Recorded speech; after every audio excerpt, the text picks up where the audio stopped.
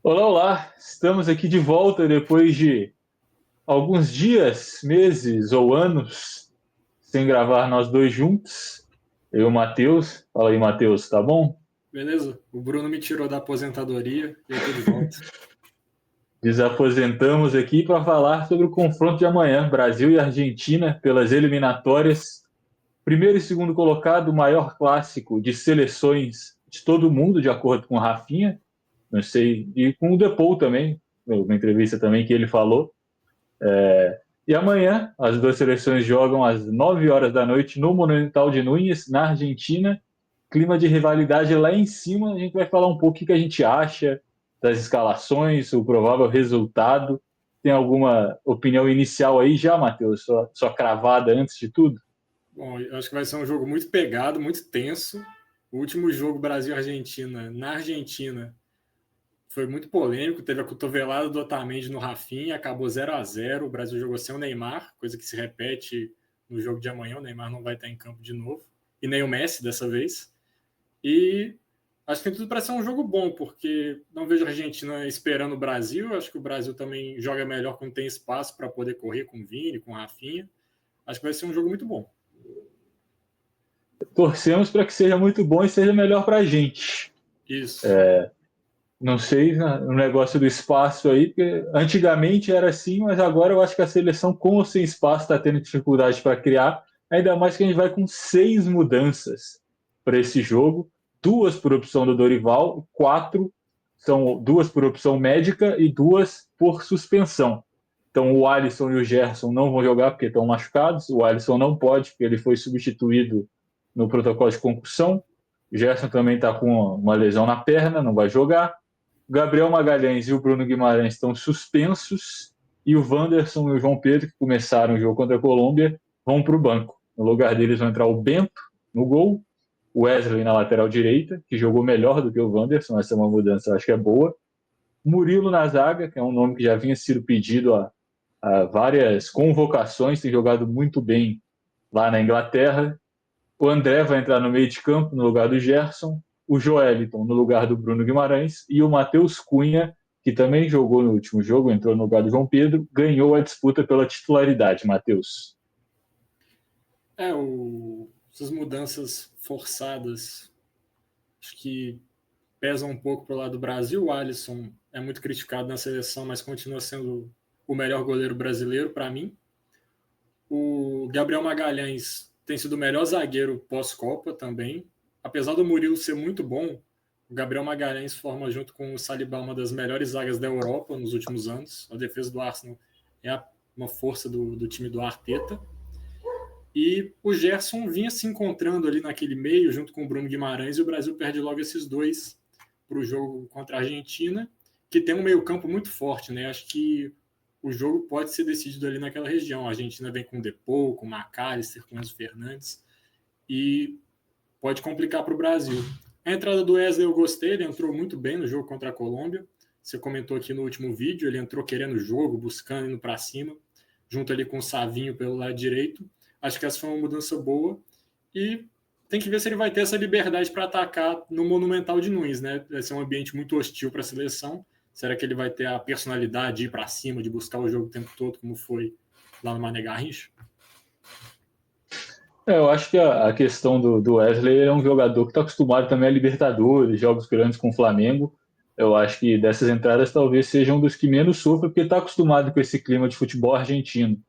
Teoricamente, o meio de campo com o André e o Joelinton tem mais pegada, mais marcação do que Bruno Guimarães e Gerson, só que perde em qualidade técnica, o que ganha em fisicalidade, e também não tem entrosamento, né? Provavelmente é a primeira vez que os dois estão jogando um jogo completo ali juntos. Uhum. Então tem que ver como é que eles vão conectar ali na hora do jogo, porque, igual você falou, o meio da Argentina é muito forte. Sem o Messi em campo, é provavelmente o setor do campo em que a Argentina é melhor. Então, esse meio de campo me preocupa bastante. O Joelinton, eu não achei que entrou tão bem assim, entrou meio desligado, falhou no gol da Colômbia. E o André é um cara que tem muita pegada, também tem um bom passe, mas não tem muita experiência com a seleção brasileira. Então, esse meio de campo me preocupa. A formação é praticamente a mesma, né? vai ter o Rafinha centralizado, que tem sido o melhor jogador do Brasil nos últimos jogos. Vamos ver se o Vinícius e o Rodrigo conseguem jogar bem pelas pontas e o Matheus Cunha volta a ser o centroavante, que é a posição que ele começou na seleção há muito tempo atrás, jogou em seleção olímpica, não deu certo também no Wolverhampton, foi recuado praticamente para um meia armador com camisa 10 e ele se reencontrou nessa temporada. Então ele volta para ser um centroavante isolado lá na frente e vamos ver como é que vai fazer isso. Ele sabe fazer a função, já fez por muito tempo, mas não tinha feito bem na seleção até então. Então é mais um jovem aí que pode estar sendo queimado por falta de opção e por improvisação. Sim, o Matheus Cunha, como você falou, está jogando mais como um meia armador, um segundo atacante no Wolverhampton. Faz uma temporada muito boa, o time está mal na Premier League, mas ele é um dos que se salva lá no time do Vitor Pereira, que treinou o Corinthians, treinou o Flamengo, está lá no Wolverhampton agora. Só que eu acho que para essa seleção, a prioridade tem que ser os três que estão ali atrás, o Rodrigo, o Rafinha e o Vinícius Júnior, que são dois titulares do Real Madrid, e o Rafinha, talvez agora o favorito à bola de ouro. Acho que a ideia tem que ser dar liberdade para eles jogarem numa posição que eles se sintam mais confortáveis e tentar achar mais um para esse ataque, talvez mais um no meio. Eu, particularmente, gostaria de ver um meio um pouco mais reforçado, como a gente falou, o meio da Argentina é muito forte. Só que o Matheus Cunha também é um cara que tem mobilidade, ele pode abrir espaços, né? Por estar jogando mais atrás, ele pode fazer essa movimentação funcionar bem. Eu consigo ver uma escalação assim funcionando num clube, por exemplo, que os jogadores têm tempo e têm entrosamento para treinar junto por vários meses, jogar vários jogos juntos, né? Por exemplo, fazendo ali o Matheus às vezes cai um pouco mais para trás, o Rodrigo corta para dentro, porque ele também sabe fazer esse atacante, o Rafinha cai pela ponta.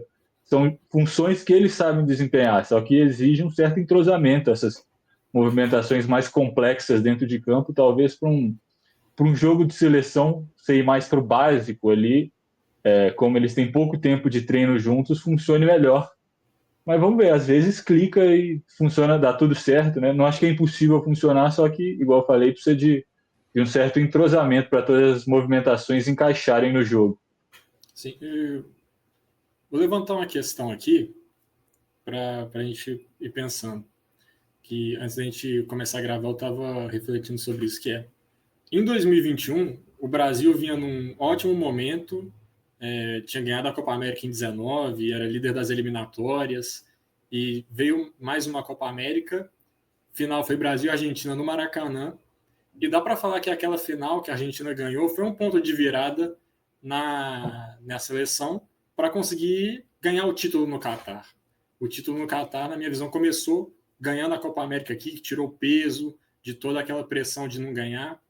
Você acha que esse jogo, mesmo sendo eliminatórias, mesmo não valendo título, em caso de vitória do Brasil, pode alavancar para um título mundial? Assim, não, a gente ganhou da Argentina fora de casa e o moral da seleção voltar lá para cima, que hoje o moral da seleção, apesar da vitória no último jogo, é de desconfiança. Assim, o Brasil está com o moral bem abalado. Com certeza, né? Eu acho que no futebol tem muito disso, que um trabalho é ruim até o momento que ele não é mais. Então todo mundo critica o Dorival, fala que o trabalho dele é ruim, eu inclusive falo isso, mas a partir do momento que ganha 2, 3 jogos jogando bem, ainda mais um clássico contra a Argentina, já muda completamente a chave. Eu acho que depende da forma que ganhar também, né? Porque uma das principais críticas que é feita a essa seleção específica é a falta de personalidade dos jogadores de tentar resolver sozinhos em momentos de dificuldade.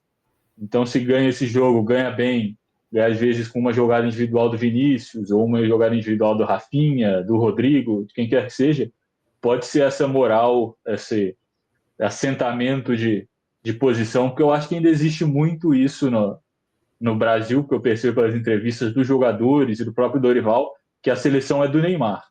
Então, tá, todo mundo ali é coadjuvante, o único protagonista é o Neymar, e como o Neymar não tem jogado, parece que todo mundo ali, ninguém quer colocar coroa, né? Fica de Então, eu acho stand-by que um esperando o jogo. Neymar. Exato, acho que um jogo como esse contra a Argentina, no Monumental de Núñez, um dos estádios mais clássicos do futebol mundial, então uma grande vitória, uma jogada épica, alguma coisa assim, com certeza pode servir de virada de chave, de aceitação dessa coroa de novos tempos na seleção, de mais confiança. Então, tudo depende de como vai ser esse jogo. Eu acho que é um jogo importantíssimo para o ciclo inteiro. Se toma 3-0 de uma Argentina sem o Messi, por exemplo, eu acho que acaba o trabalho do Dorival e a reformulação e a gente vai chegar na próxima Copa em baixa. E ainda mais se perde feio, chegando próximo à Copa, faltando menos de um ano, bate o É crise desespero, né? total. Bate o É crise desespero. total.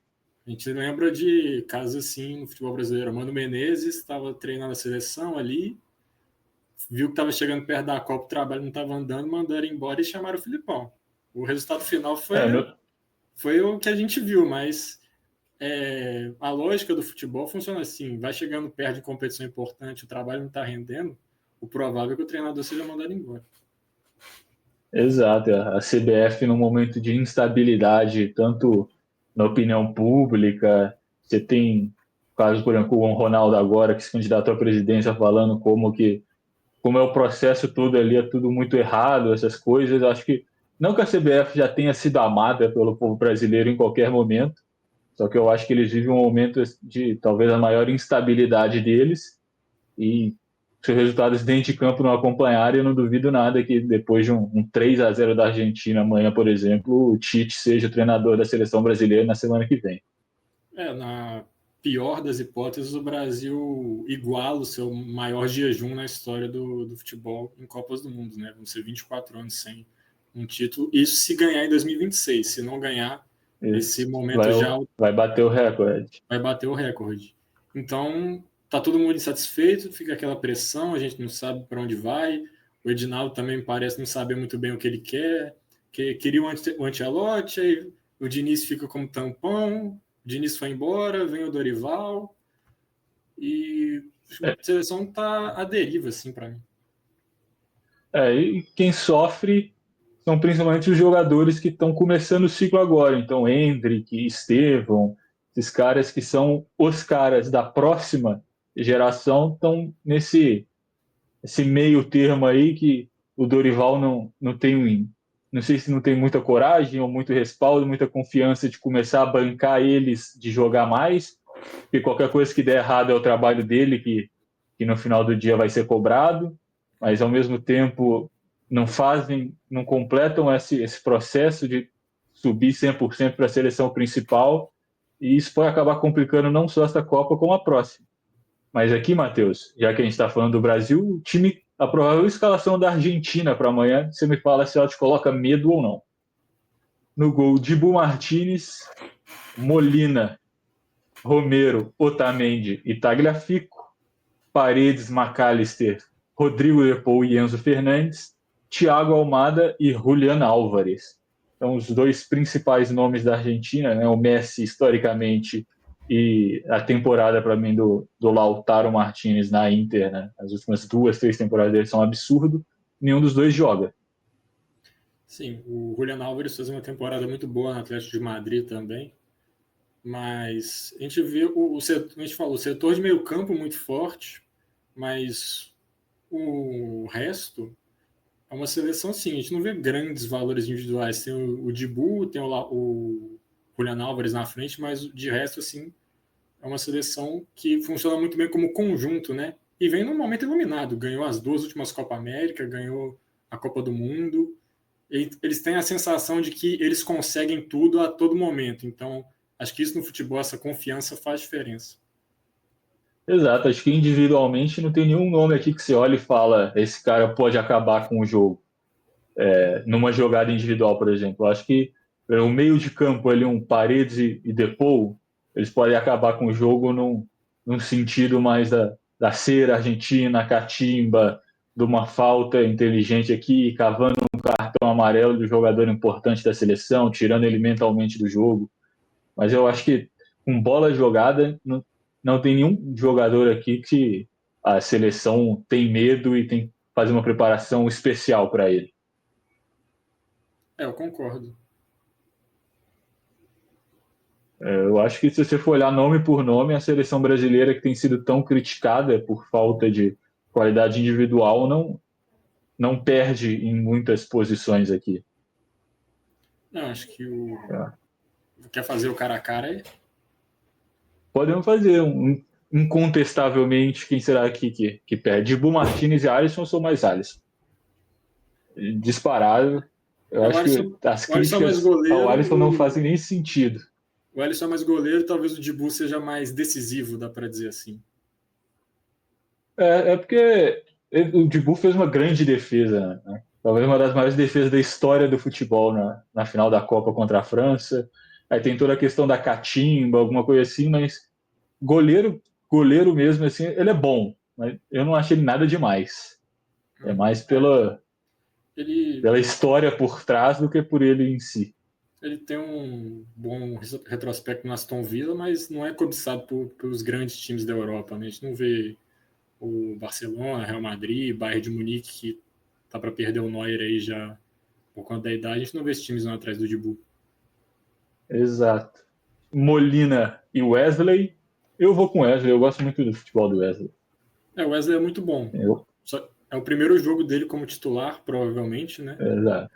Resta ver como ele vai sentir, mas eu, como jogador, o Wesley é melhor. Tem que ver a questão da experiência mesmo. Cuti Romero ou Marquinhos? Cara, eu já gostei mais do Marquinhos do que eu gosto hoje, mas Eu o também. Romero também não passa zero confiança. A confiança que o Romero me passa é um cartão amarelo. Em algum momento do jogo ele vai levar. Eu vou com o Romero, Para mim aqui tá bem empatado. Eu gostava mais do Marquinhos. Eu acho que ele fazia uma dupla muito boa com o Thiago Silva, tanto na seleção como no PSG. Desde que o Thiago Silva saiu dos dois, né, tanto da seleção como do time, eu acho que o Marquinhos caiu bastante. Eu acho que aqui é uma disputa bem equilibrada. Para dar um empate, eu vou com o Marquinhos, mas se você não tivesse ido de Romero, eu iria com o Romero também. E aqui eu acho que é bem similar. Sim. Otamendi e Murilo. Como zagueiro, o Murilo é melhor. Para mim, o Murilo é melhor. De novo, experiência é estreia, contra né? Juventude. Exato. Estreia, Monumental de Nunes contra a Argentina. Será que vai sentir? Não sei. Mas é um zagueiro com muita personalidade. Chegou no Nottingham Forest, encarando o Haaland, encarando o Salah e jogando muito bem. Talvez seja o melhor zagueiro brasileiro na temporada, eu diria. Mas igual você falou, acho que num jogo normal o Murilo é melhor. Mas nas condições que o jogo vai estar, valendo o que está valendo, talvez a experiência do Otamendi faça a diferença. E Talhafico ou Guilherme Arana? Guilherme Arana, eu sou o Talhafico nessa, já adianto. Se fosse o Arana de 2021, eu iria com o Arana, mas ele não joga antes da lesão. Ele não joga no nível que ele estava antes da lesão já tem um tempo, então vou com o Talhafico também, que já é mais rodado, tem experiência em futebol europeu. Acho que para esse jogo pesa um pouco mais. E o Arana, assim, não vejo o Arana como um lateral do Brasil campeão do mundo, assim, para ser sincero. Exato. Sigo o relator, concordo em gênero, número e grau com o que você falou. Eu acho que o Arana, desde que voltou da lesão, não foi o mesmo.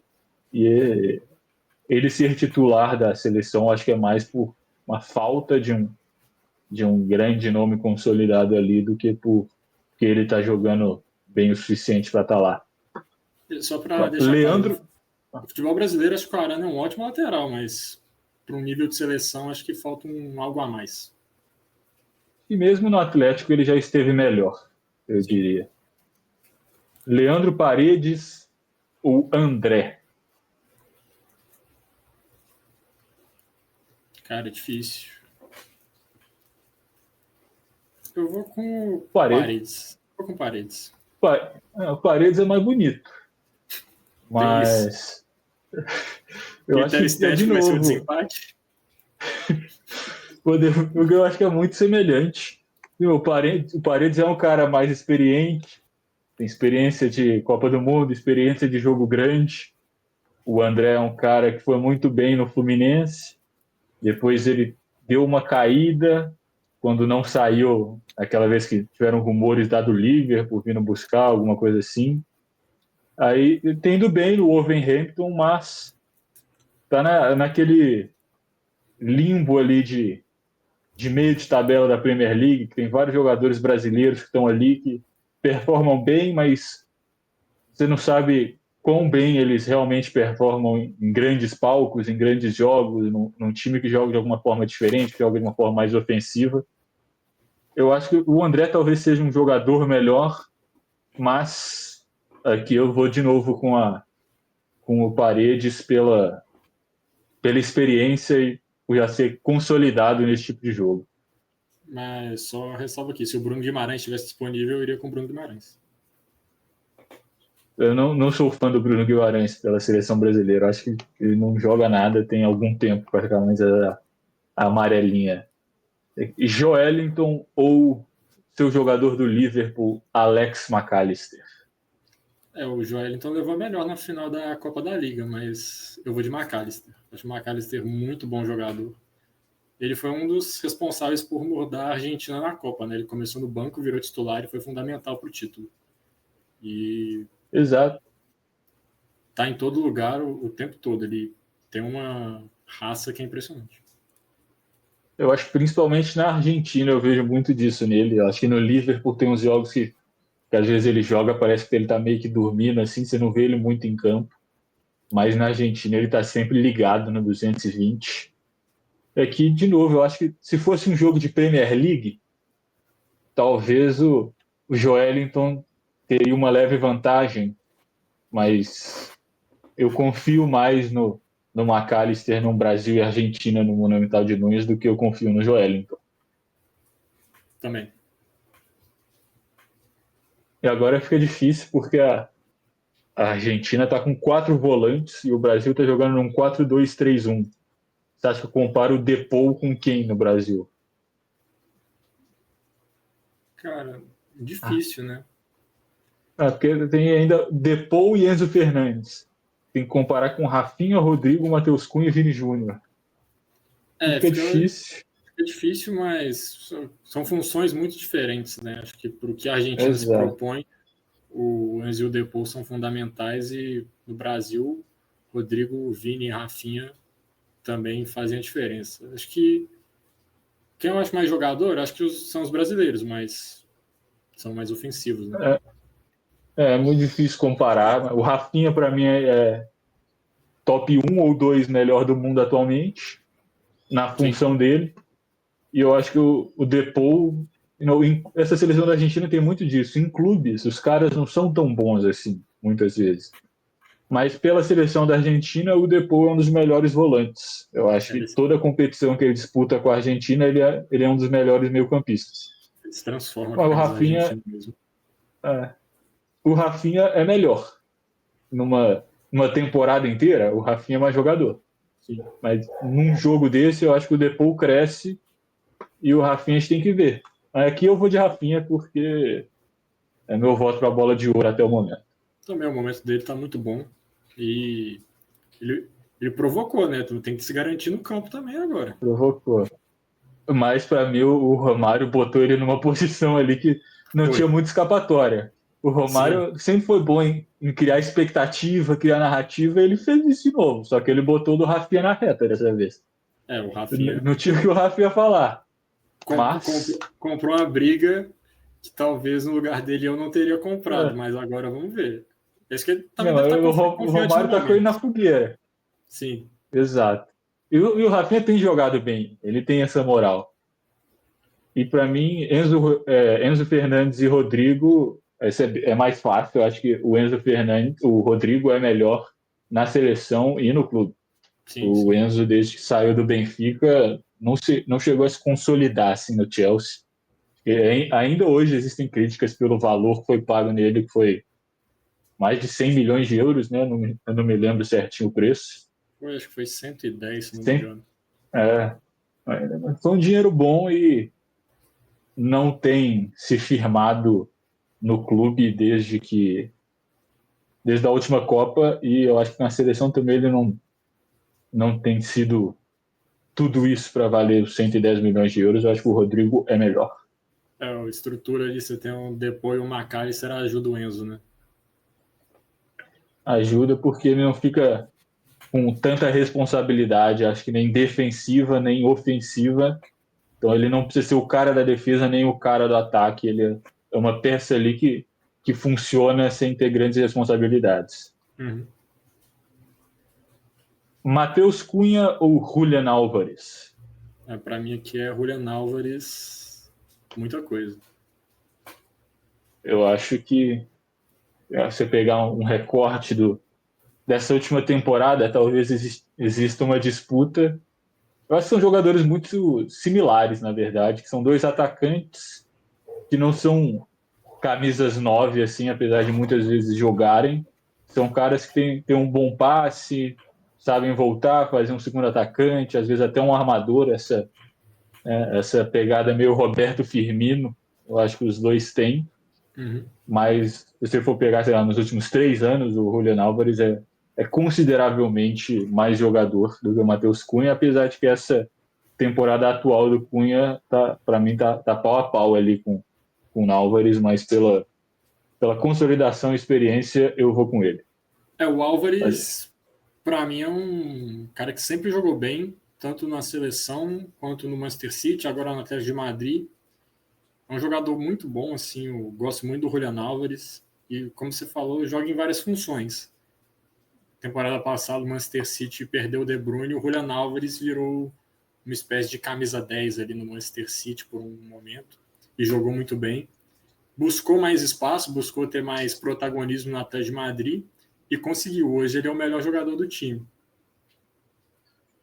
Não que seja um time tão ofensivo assim, né? Mas eu concordo com o que você falou, também sou fã do Julian Álvares. A gente teve essa conversa, inclusive, na Copa de 2022, né? Estávamos discutindo lá na sua casa entre Thomas Miller e o Julian Álvares. Eu defendi o argentino. E o tempo me provou, O tempo te deu razão lá o naquela tempo Copa ali. me absolveu na Copa. Então aqui eu acho que também o Julian Álvares leva certa vantagem. E por último, Thiago Almada ou Vinícius Júnior, para mim aqui não precisa de muita justificativa também não. Vinícius Júnior e vambora. Vinícius Júnior e valeu, Thiago Almada, bom jogador. Mas, né? O Iago Se fosse o Messi agradece, aqui, mas exato. Se fosse o Messi aqui, talvez a gente conversasse, mas o Almada tá aí porque o Messi não está. Essa é a verdade. E aí tá falando isso, você vai lá e faz um gol, a Argentina ganha por 1-0. Mas, né, é isso. Lionel Scaloni ou Dorival Júnior? Scaloni. Se o Brasil ganhou aqui a maioria dos nossos jogadores e a Argentina joga melhor, acho que o trabalho dos treinadores tem muito a ver com isso também. Então é isso. Acho que deu ou empate ou a Argentina deve ter ganhado por um nome. Mas acho que todas as vezes que a gente colocou a Argentina na frente foram disputas equiparadas que a gente escolheu a Argentina por causa de experiência, por causa de crescer em jogos grandes, enquanto os brasileiros, acho que tecnicamente a maioria são melhores. É isso. Esperamos um grande jogo e com a vitória do Brasil. Exato, com a vitória o Brasil ainda não assume a ponta, né? Eu acho que o Brasil está 4 pontos atrás da Argentina, mas no final das contas, eliminatórias, o que adianta é classificar. Se classificar em primeiro ou classificar em último, não muda nada no final das contas. Então é isso. Torcer por um grande jogo, vitória do Brasil, ganhar confiança e começar uma crescente rumo à Copa de 2026. Considerações finais, Matheus? Você tinha um dado para trazer aqui nesse vídeo? O Brasil tem a chance de quebrar um tabu, não ganha da Argentina fora de casa pelas eliminatórias desde 2009. Vale lembrar que o Brasil não disputou as eliminatórias de 14 e para as eliminatórias da Copa de 18 foi um empate com o gol do Lucas Lima no Monumental de Nunes. E para a Copa de 2022 também um empate em 0-0, jogo que ficou marcado pela cotovelada do Otamendi no Rafinha. E o Brasil agora tem a chance de vencer a Argentina fora de casa. Exato, um jogo de expectativa de poucos gols, como de costume entre Brasil e Argentina, tensões altíssimas, faltas, futebol sul-americano em seu auge, amanhã, 9 horas da noite. E é isso. Muito obrigado aqui pelo vídeo, Matheus. Vamos torcer para que a gente esteja certo e o Brasil ganhe amanhã. Tomara. Tamo E você, junto. deixe seu like aqui, se inscreva no canal e comente o que você espera do jogo. Valeu. Deixe aí sua aposta de placar e no seu cara a cara quem ganha, Brasil ou Argentina. Um abraço. Valeu.